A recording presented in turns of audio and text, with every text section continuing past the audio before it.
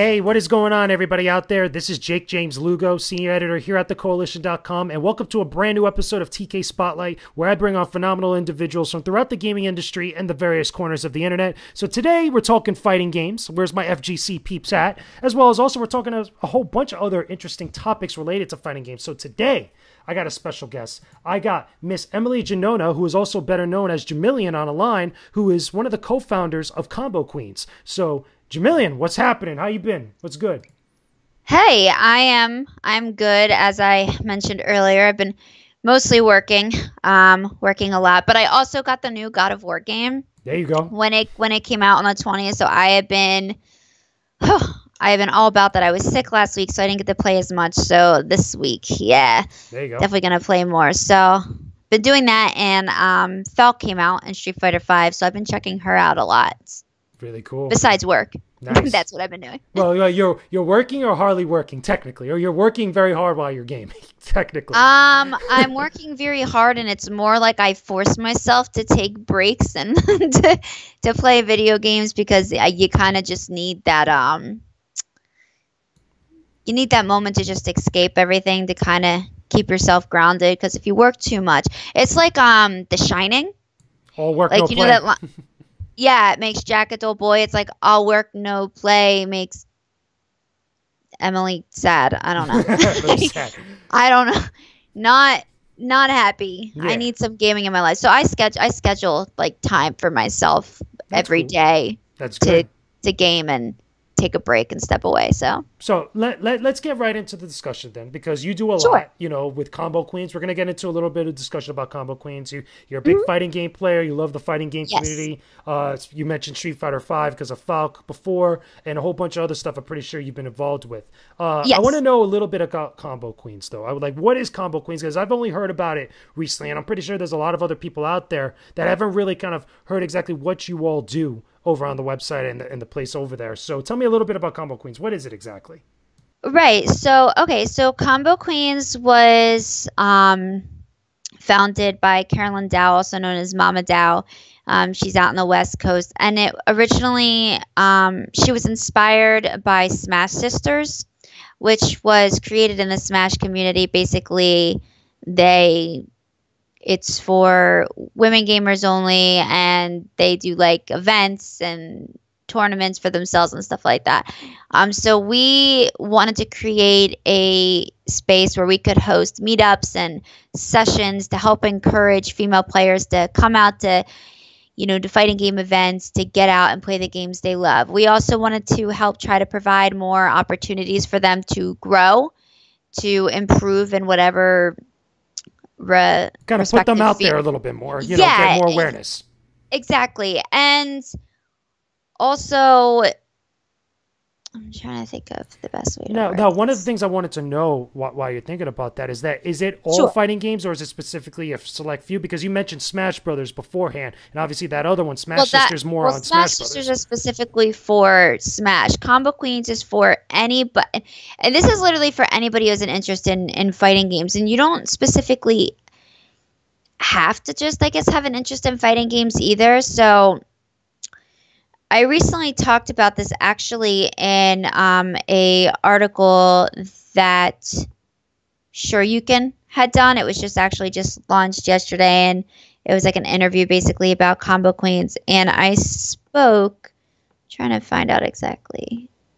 It basically, whether you are a player or a spectator or a cosplayer, a content creator, we pretty much are offering women the chance to get to know other women in the FGC, gain possible new opportunities to showcase their talents, and grow, expand in the community. Because we have so all many sides, all different facets of it, basically. Yeah, so it's not just players. It's not just players. It's just everybody. There's a lot of stereotypes in the community, especially the fighting game community, surrounding women. Yeah. And this ranges anywhere from we all hate each other and it's a bunch of drama to we can't play video games. Why are we here? We suck. We're just a lot there of bad for attention. stereotypes overall. That sort of stuff.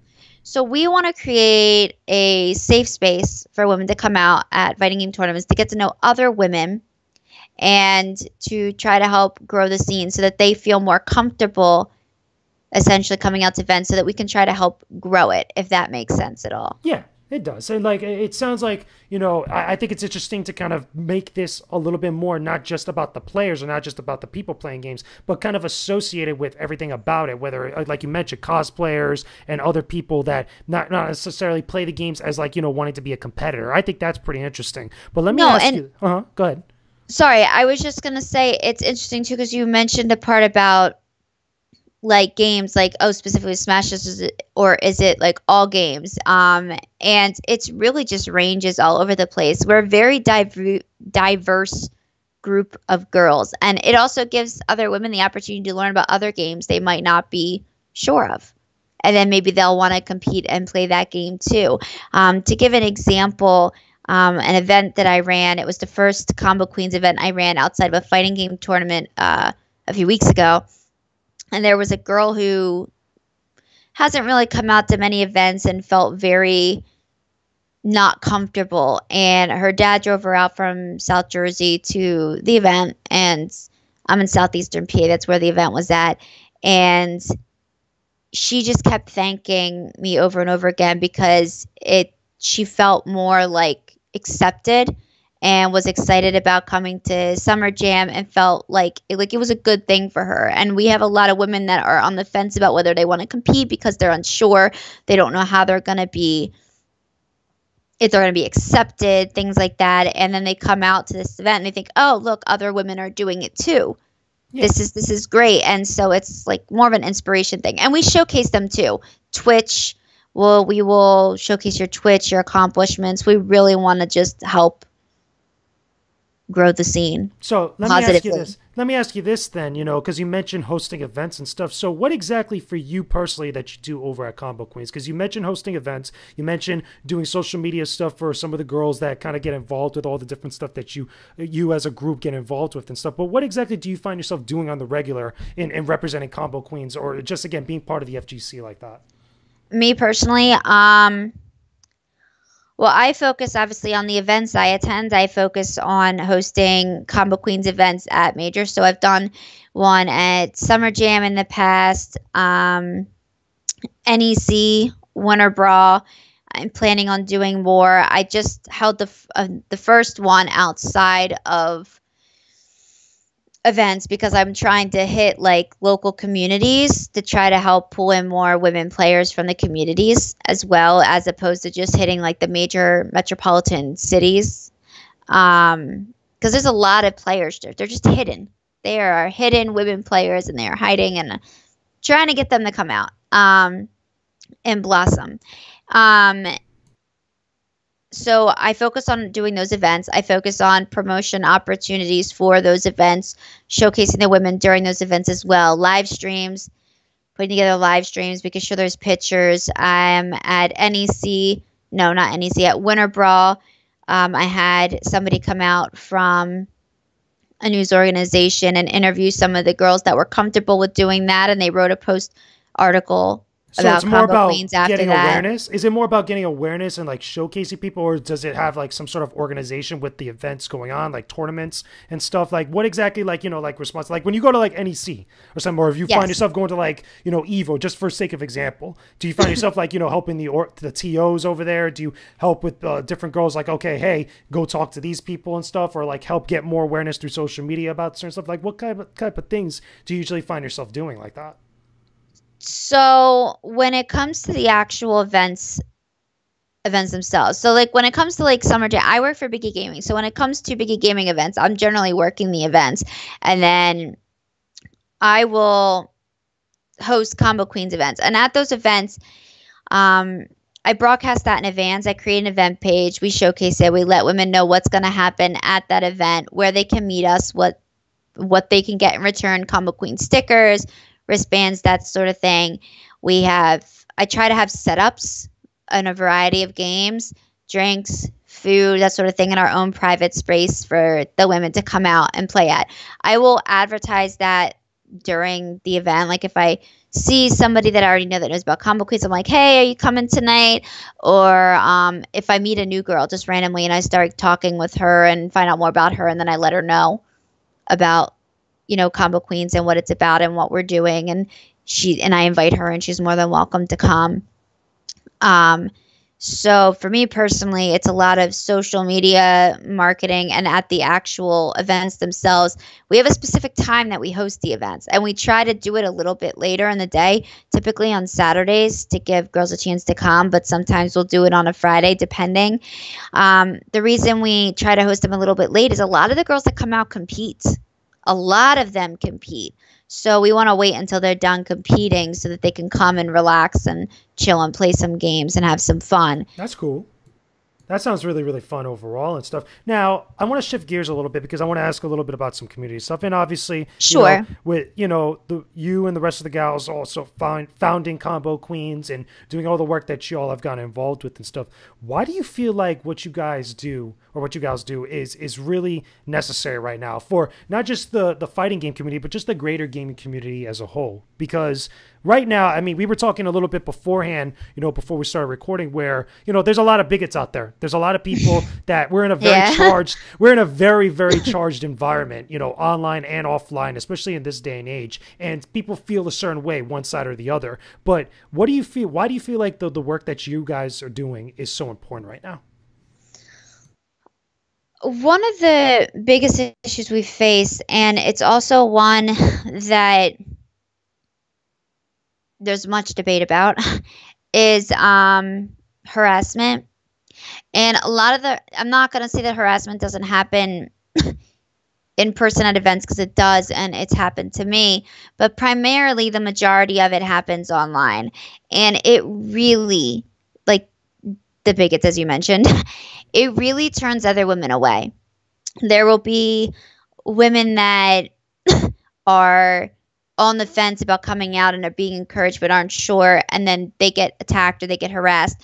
You have women recently in the FGC whose private photos on their phones were hacked and then posted on Reddit.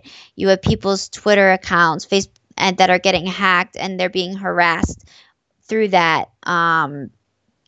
Somebody that has gone in the past and found a female in the community, went through all of her pictures, took the time to put together a collage of her cleavage, and posted all that online. You see, that's kind of sick. That's like overkill. Her being a pro. Yes, and people see those things, and it turns women away because they don't want to have to deal with that.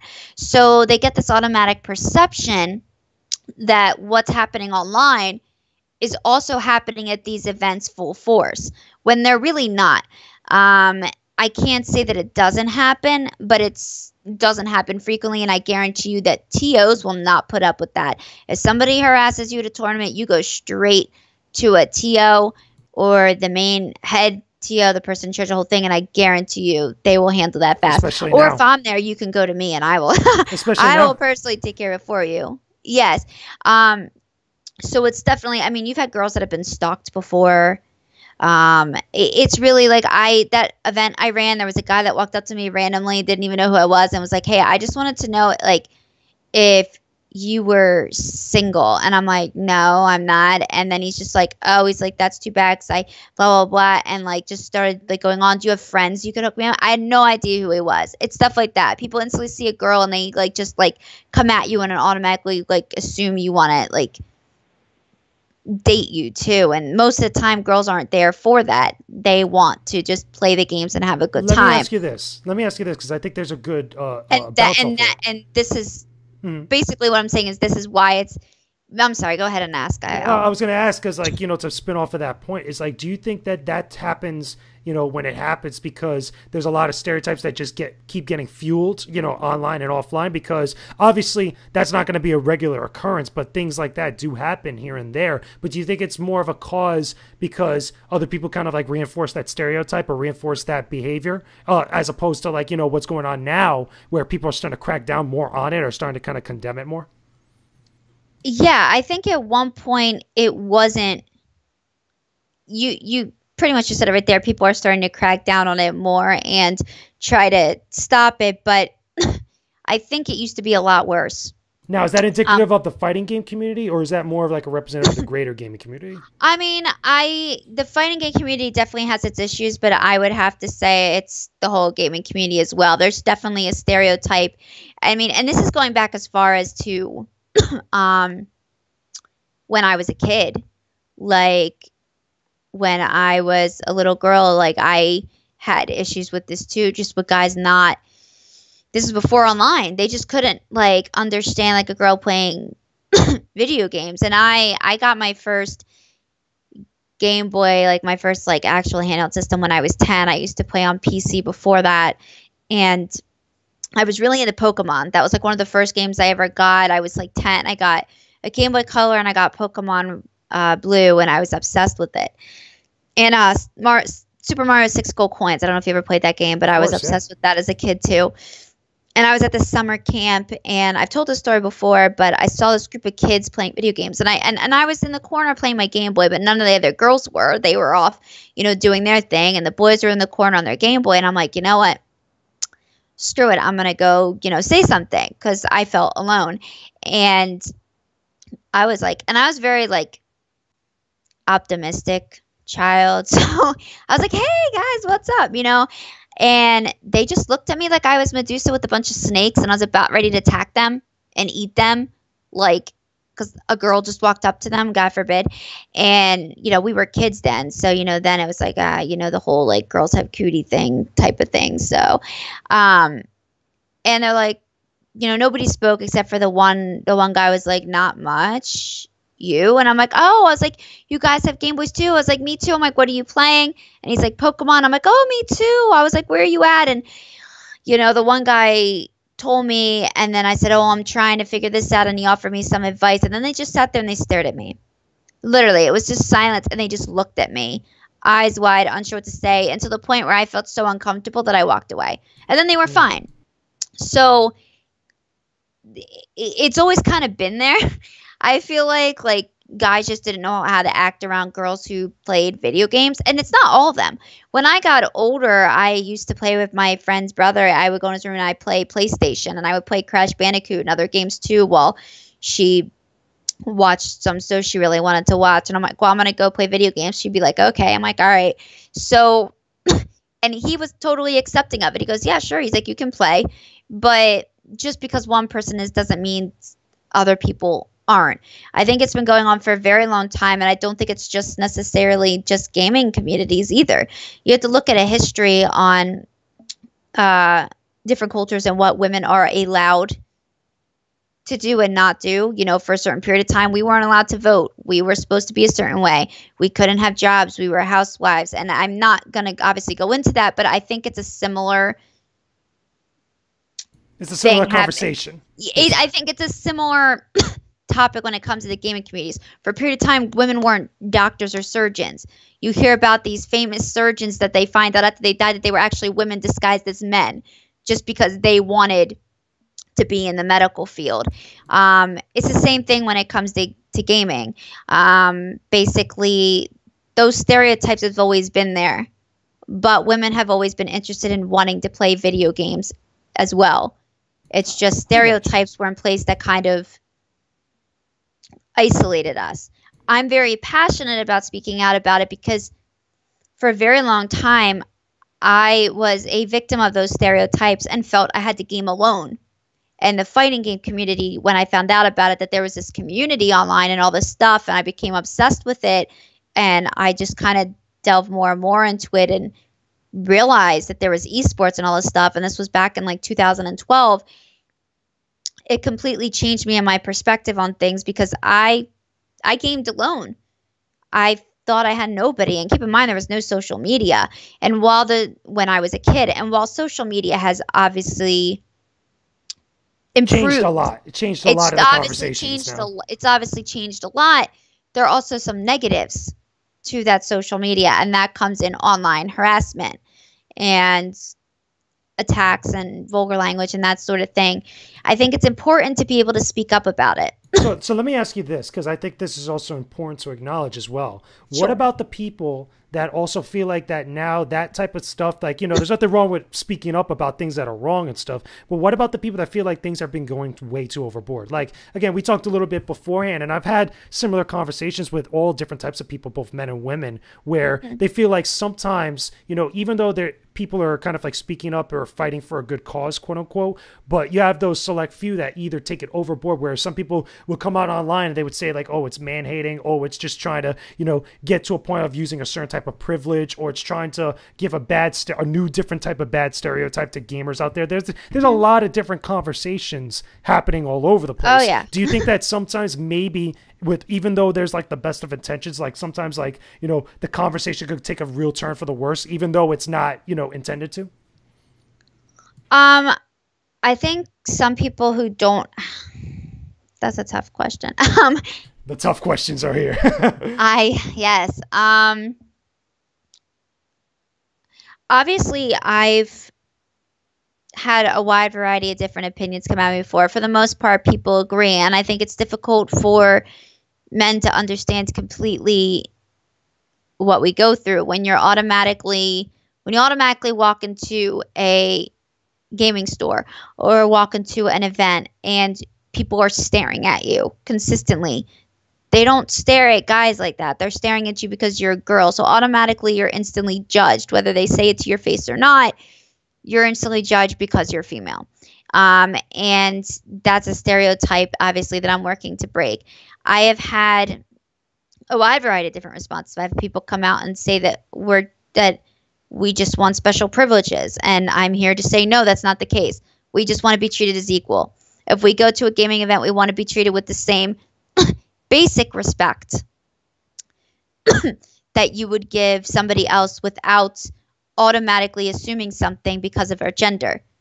But then here's the thing about that. What about the people that feel like they're getting talked down to, even though they're not contributing to a lot of the stuff that's been going on, or a lot of stuff that people are, and what you girls are kind of like, trying to help alleviate that what's been going on both in the fighting game community and the game community. Like, for example, what do you mean? Like, here's what I mean. Like, exactly. Like, because I've had a couple conversations here and there with various people on the spectrum of the gaming industry. And some people will feel like, okay, well, they're all down for women having equal rights. They're all down for people being treated equally and being treated fairly and all this other stuff. But sometimes people that are trying to talk about that stuff end up either preaching to the point where they're condescending everybody for not like 100% agreeing with them, or not understanding that it's much more complex like that. Like there's that section of people that feel like, they're being treated like they were alongside the rest of the bigots out there. Which I can understand. I could empathize with them. Like, do you think like sometimes that could be a little bit dangerous and kind of, muddy up the conversation as a whole?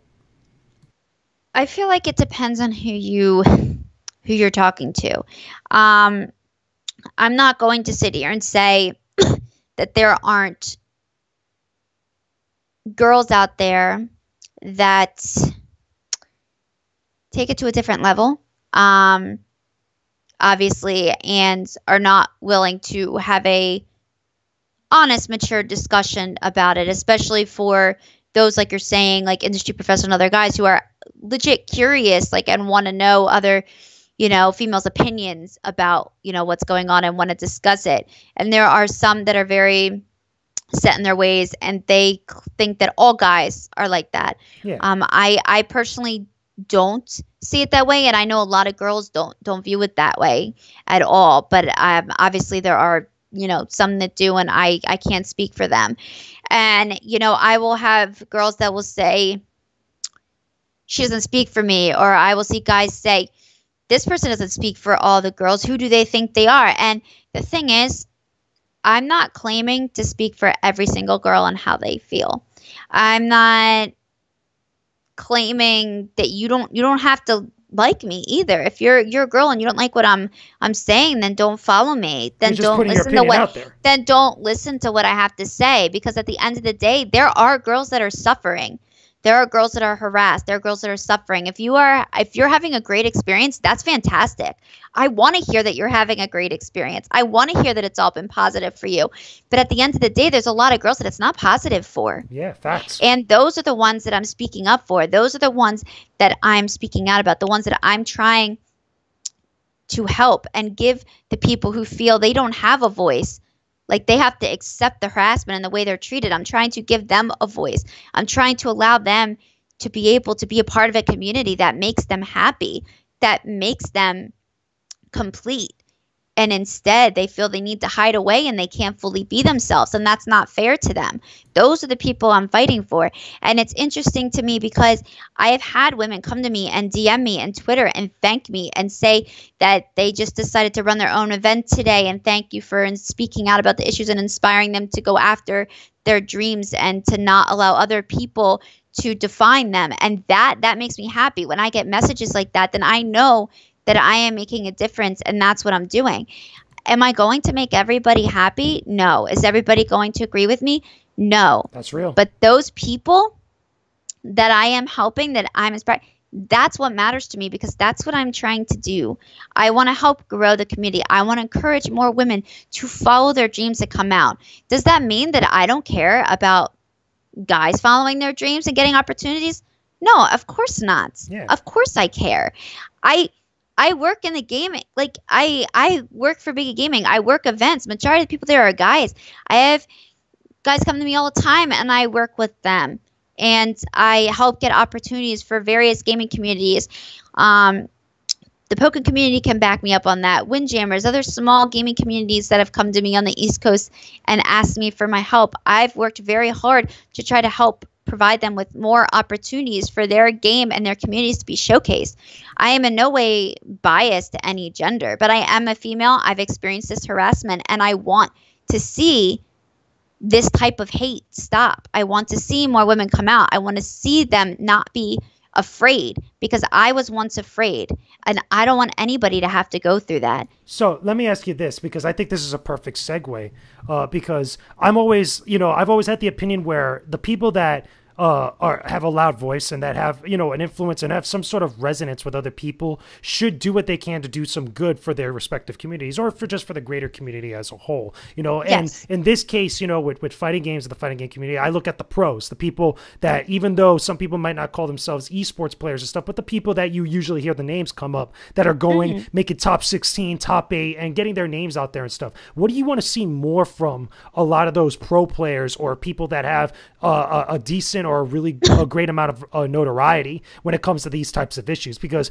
we've had examples that have happened in the news, and it gets reported a lot more easier by a lot of different outlets because of the type of news it is, where sometimes even the pro players that are put in those positions are the ones contributing to the problem. And not just this, but like others here and there. You hear about them all over the place every once in a while. But what do you want to see more from a lot of those top players or a lot of those top people that have a lot of resonance with other people in the community? Of course. Obviously, I'm not going to say names, but yes, you're right. There have been pro players in the past that have certainly contributed to the issues, and that's not something the female community needs right now. A lot of trying to pin girls against other girls and try to say this is the only real female player, and start having these big grand debates on who's real and who isn't, and that's not really fair because we're all gamers. So obviously there's been various different issues that we've had. It's funny to me. All right, this is the way I'm going to answer this question. All right. It's not that difficult to show some support to female gamers. Speak out, contribute to the conversation. I think that's part of it. It's not that difficult. You can literally, if you see a girl goes and she posts online that she's going live on Twitch, it's as simple as a retweet. You can retweet it and like it. You can follow her on Twitch. You can follow her on YouTube. You can follow, it's a click of a button. You can tweet, and if you see some girls say, oh, I'm entering my first tournament, or I'm entering this tournament, I'm so nervous, you could just tweet her and say, hey, good luck, you got this. It's that simple. It's not hard to show some support. Just be a basic human being and don't be mean and nasty, but it's very easy for pro players to show their support. Just retweet something, say good luck. Do you think they're worried about something? Or even help them. Like, for example, you see sometimes pro players offering sessions to help other players. It's the same for women. Why shouldn't they be offered the opportunity to have sessions to help level them up as well and to learn a game? There's a lot of women out there that want to learn. I'm just saying in general, like, equality is, it's not that difficult. It just, people need to stop looking at females as females. look at them as gamers. I mean, I realize that they're females. You look at me, you're like, okay, she's a girl, but you know what I'm trying to say. Like, when someone sits down and says, I really want to learn Street Fighter 5. Okay, what do you want to learn? Like, be willing to help them. I've had a lot of guys reach out and instantly try to help.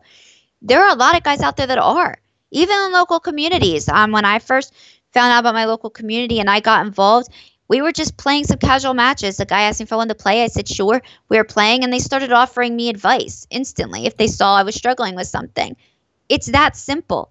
Just show support. If that makes sense at all. What I was going to ask before is, like, do you think, like, part of the problem is that a lot of these people, whether they're guys or girls that are in those positions where they have a lot of eyes on them or they have a lot of notoriety and stuff, do you think they're worried about some sort of backlash? Because it seems like even now, especially these days, you know, again, one might have the best of intentions, but all of a sudden, immediately you get judged one side or the other. Do you think it's more that they're just a little bit afraid or worried about getting some sort of reaction from people rather than just doing what's right or doing something good for somebody randomly like that? Because that's something I don't see, you know, just a random retweet sometimes from a lot of these pro players, with the exception of a few here and there, or just like, you know, pushing out somebody that's like an unknown, whether they're male or female, and putting them out there to kind of help them blow up a little bit. You know, stuff like that I don't see.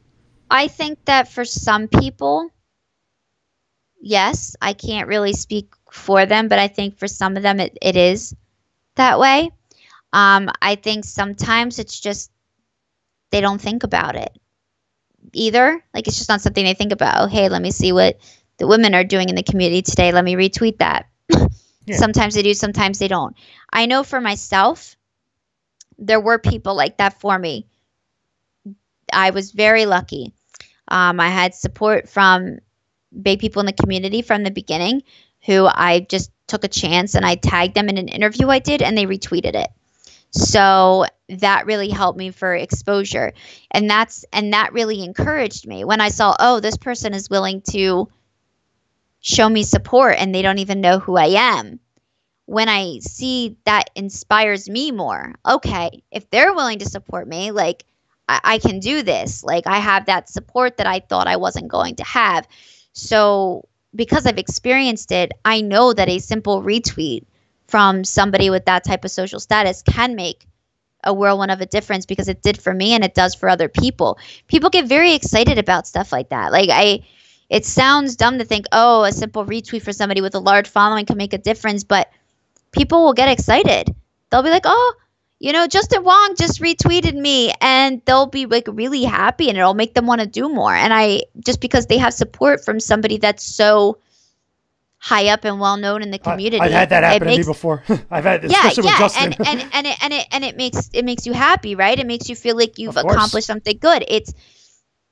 It inspires you because, wow, this person is showing me support. Wow, okay, it's hard to explain unless you experience it, but I'm hoping that I'm getting my point across. No, you're saying it right. I've had, personally in my experience again, since I've had Justin on the show in the past beforehand, and I've had that exact same scenario happen. You know, granted, he was on the show and we were interviewing him stuff, but I've even seen that happen with other people that are just doing dope stuff, and it just, you know, some people, they'll catch wind of it and they'll pass it around and stuff. And I want to see more of that personally as well. I think that's a good thing. I think that also sometimes the majority of the time why you don't see a lot of that is because people are afraid of a reaction from their audience. Some are as well. Yeah.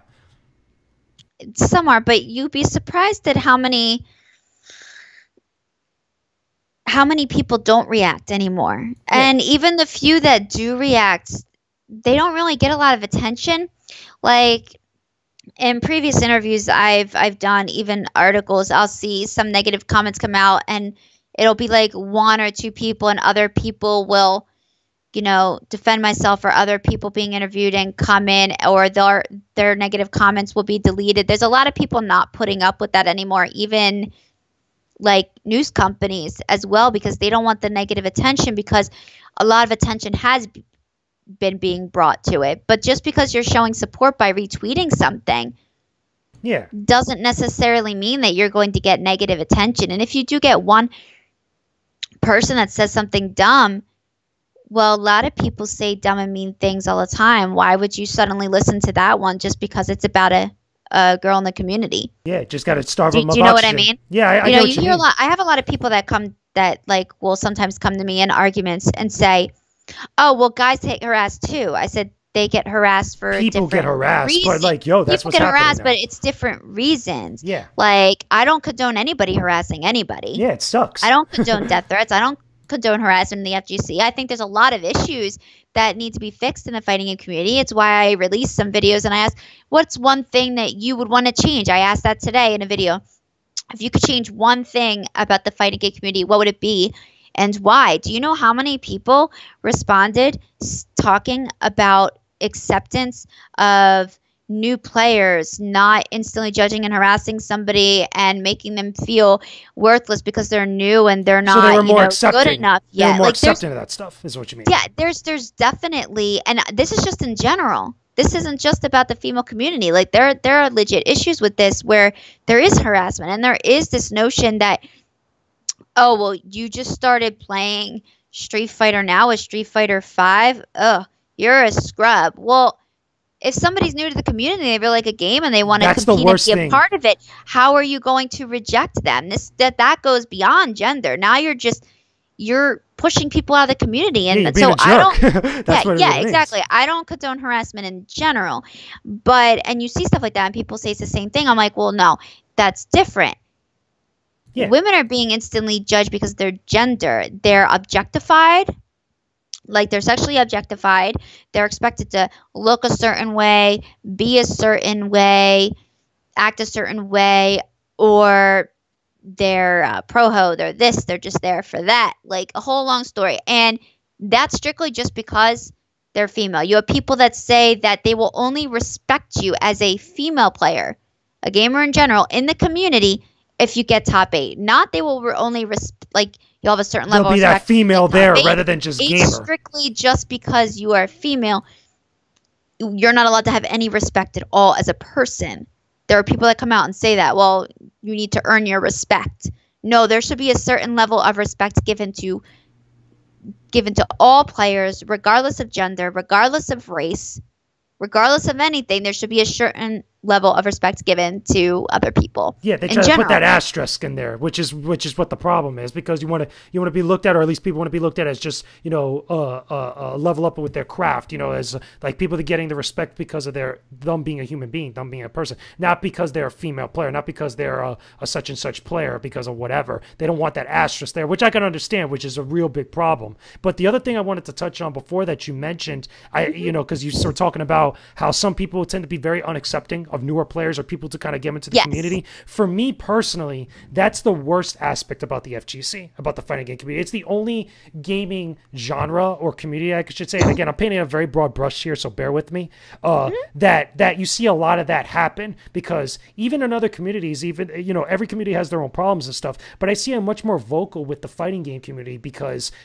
they're so worried about losing their essence, which I've even talked about with Justin Wong when I had him on the show. We talked about, how the community itself is not going to change, or just the genre itself is not going to change because, you're trying to get, you're trying to make things happen with esports. You're trying to get more tournaments out there, trying to get players more money for when they compete and stuff. It's not going to lose the essence of what makes the fighting game community the fighting game community. And I think too many people get caught up on that. I mean, do you feel somewhat similar in some regard?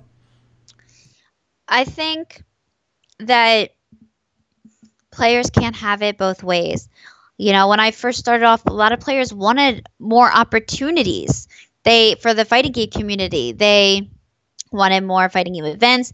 They wanted more opportunities for them to grow and be successful. A lot of them wanted, and with that comes esports. A lot of the opportunities you want, they're in esports. So then, the TOs and everybody, they work really hard, and people behind the scenes to get more opportunities for players to succeed. You look at Capcom Cup, that's now $500,000, Injustice Pro Tour, Tekken Pro Tour, the tours with Red Bull. Yeah, it's a lot. King of Fighters does their own tours. There's so many different Mortal tours Kombat now as well. Yeah, I said. Did I say Injustice and Mortal Kombat? Did I say NRM? I think I said Injustice Pro Tour. I think. Okay, yeah. I don't know if Mortal Kombat has. I was thinking Mortal Kombat X at one point, but I know Injustice is like the big one now. I think. I don't think there was there a tour for Mortal Kombat? I know there was events, but I don't know if it was like Capcom tour now. There might be one now. Like they announced a new MK, yeah. new Mortal Kombat game, which they likely will soon.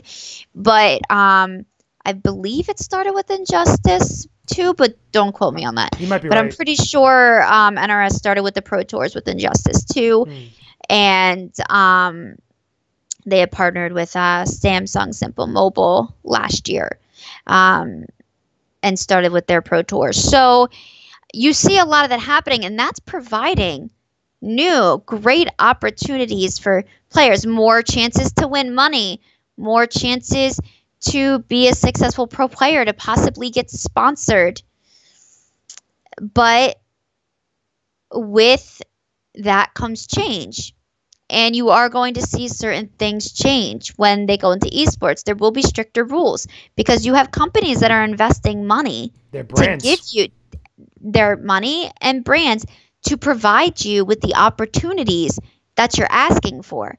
And then some players get really concerned about that because they're afraid that those changes that are being made in order to provide those opportunities are going to completely change the feeling and the environment, the essence, as you put it, of the fighting game community. And I have noticed definite changes since I've been a part of it. Just for better or worse? Depends. I've noticed a lot of really positive changes, and I've noticed some good, some bad. Some negative ones. I mean, that goes with any type of change. But I don't think the negative outweighs necessarily the pros in this regard. I think that you just can't have it both ways. Players are really excited about opportunities. We want this. Here you go. We got this for you. Well, why is it like this? We don't want that. Well, you just asked for it and we got it. But you know what I mean? They don't want to play ball. Yeah, and I just think that there's this, I guess maybe it's a lack of communication or a lack of understanding about how the industry works itself. Do you think there's stubbornness a little bit also, maybe? Maybe a little, yeah, but I definitely think a lack of an understanding of how the industry works definitely plays into it a little bit. I think because one of the things I discussed in the past was the issue with, and I had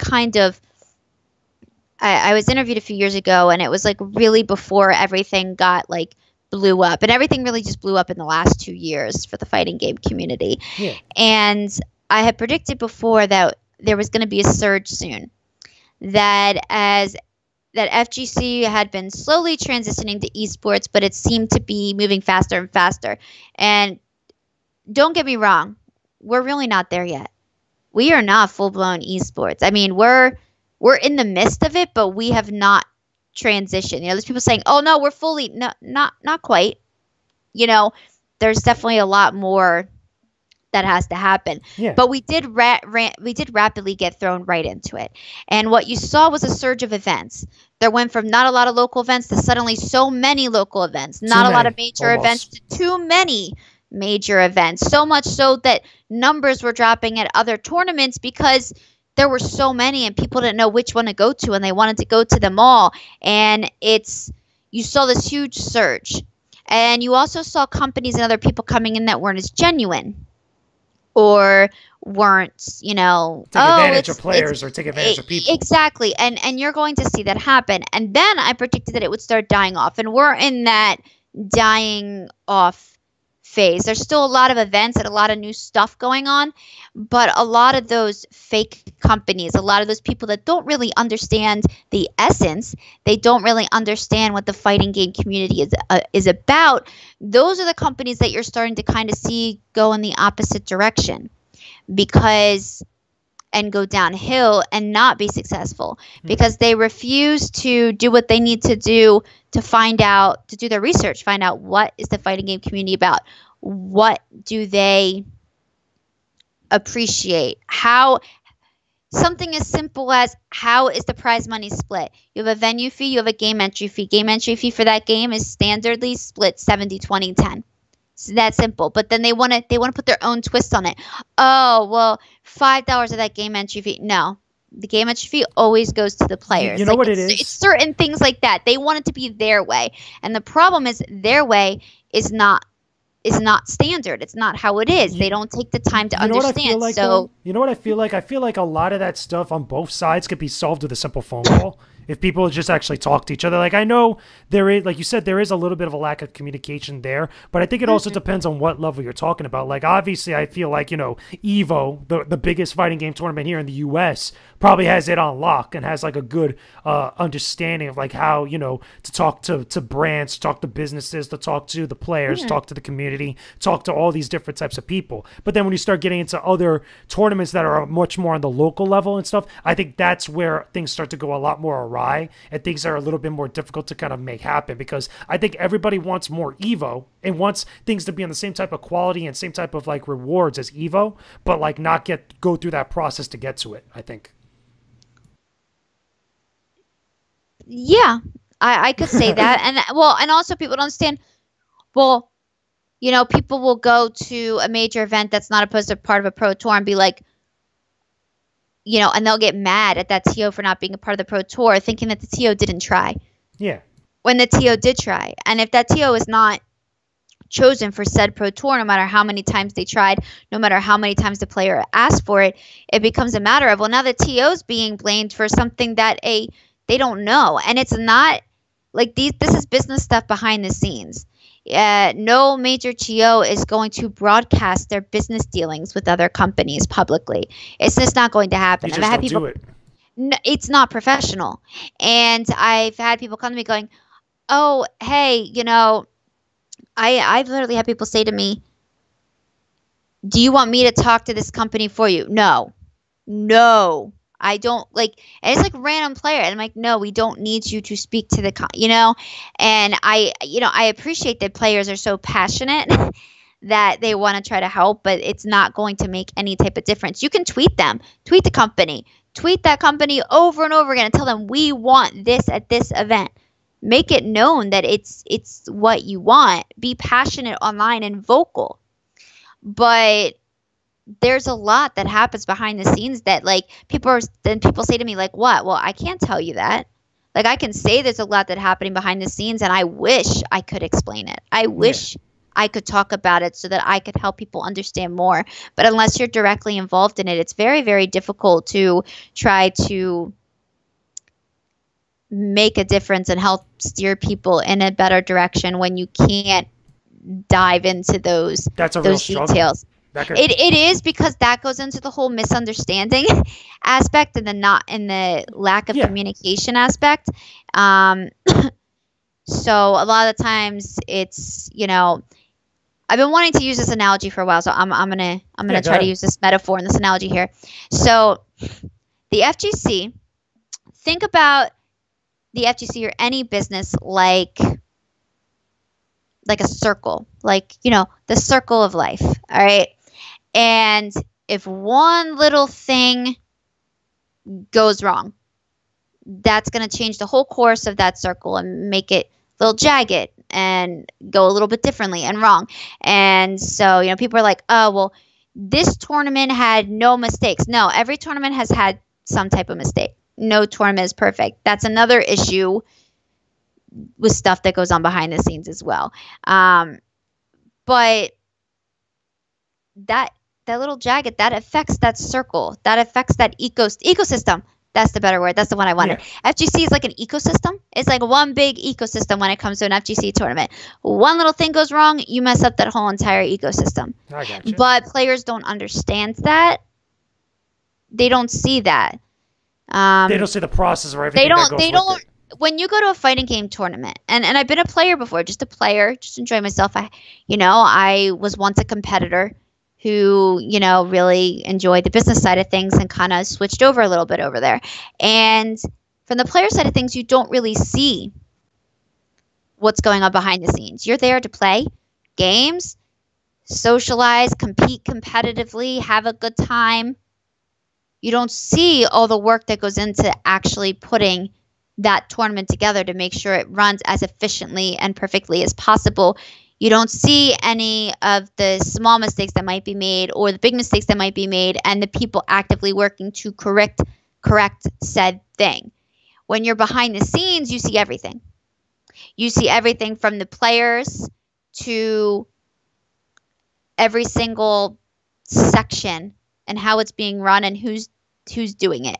Yeah. The streamers are their own community, TOs, volunteers, bracket runners, media, like myself. There's a lot of different facets to it, I can imagine. Like, again, that just exactly. the common person doesn't really see and stuff. But I want to switch. And that plays into esports as well. That's all I was going to say. Okay, yeah.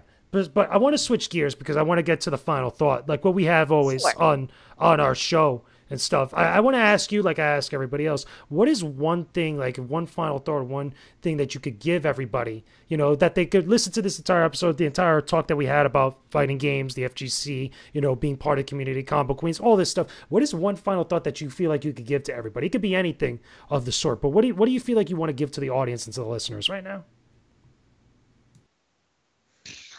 Whether you are a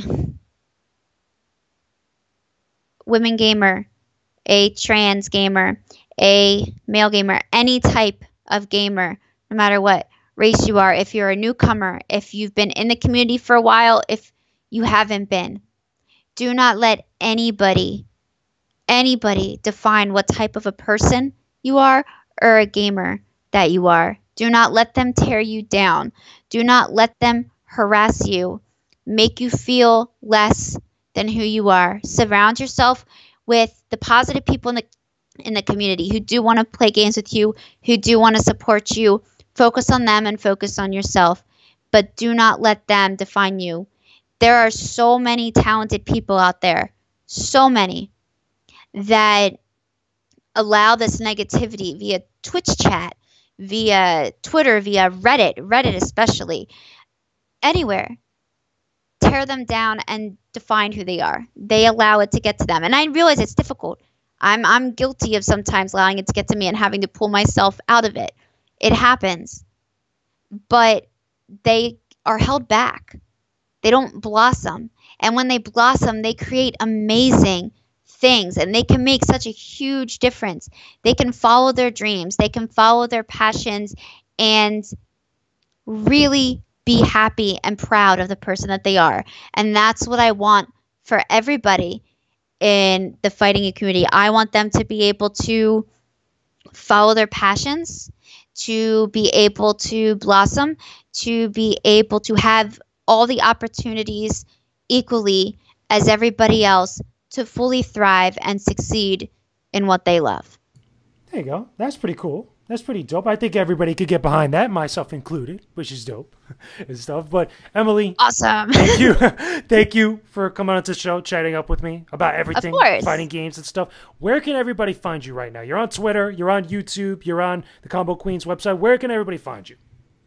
Yeah, I'm a little bit of everywhere. So you can find me on Twitter, Facebook, Instagram, Twitch, YouTube, under Jemmillion, which all the same name. All the same name, Jemmillion. I'm pretty much everywhere. Obviously I do post stuff on the Combo Queen stuff and on Biggie Gaming, but me personally, you can find me pretty much under those social media sites under Jemmillion. Yeah, nice, dope. So, any like events that you could think of that you're going to anytime soon within the next like couple months? Because I know we're getting ready to go into the summer, and I know obviously later on this year we got Evo. There's going to be a couple other big tournaments, I'm sure. Any like ones that you got on your crosshairs? Yeah, definitely. Well, unfortunately, I'm not able to make it to Combo Breaker like I wanted, but I am planning to be at CEO. I am planning to be at Evo. I'm gonna be at Summer Jam and NEC, definitely the Fall Classic. I'm working on, I want to go to East Coast Throwdown as well. I'm trying to see if I can make Defend the North work. There's a few other events in the Northeast I plan on trying to make. So I'm definitely going to try to hit up a lot of events in the summer and the fall into the wintertime. So you can expect to see me at a lot of those, especially in the Northeast. On the East Coast, And then, of course, Vegas. That'll be my first time in Vegas, so I'm excited for that. You're going to have a ball in Vegas. I know. I'm really excited. When they go to Vegas, you know, what happens in Vegas stays in Vegas, but sometimes it's just too good to stay in Vegas because it's awesome. Like, that's the deal. I was in Vegas once, but it was in a plane in the layover when I was 19. Oh, come on. That don't count. Come on. Like, I know. I always tell people that, and they're just like, I was like, well, I saw the lights from the outside of my plane. You got to look at the casino, like, a little bit. You can come out now you can say you could play fighting games in Vegas when you're on a layover like that because you could bring your Switch with you, bring Ultra Street Fighter 2, and it counts like that. Well, that's the great part about it. I have a Switch, so I can just play Street Fighter on my long flight to Vegas.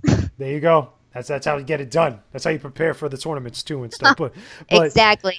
But Jemmillion, thank you guys. There'll be links in the description box below to all the stuff that she had mentioned that we talked about on here that you guys could check out. Go directly there. Show some love. Show some support there if you guys can. Don't forget to leave me a comment down below if you're watching this on YouTube, or obviously leave a like on the video and subscribe to the Koalition's YouTube channel for all our videos like podcasts like this show, the Co-op podcast, other game dev interviews that we have on here, gameplay commentaries, unboxings, and a whole bunch of other stuff that you guys will definitely enjoy. And don't forget, the show TK Spotlight is on iTunes. I keep telling you guys, I'm going to keep reminding you. We're on iTunes. If you guys could rate the show, share it around with everybody else, subscribe to it, it would be a real big help, and I would really appreciate it. Hopefully, we can get some more cool guests like Jemmillion over here, and hopefully we could get some cool suggestions of guests that you guys could put out there for me. Let me know who you guys want to see on the show. But with that being said, we will talk to you again very soon. Peace out, and stay epic, everybody.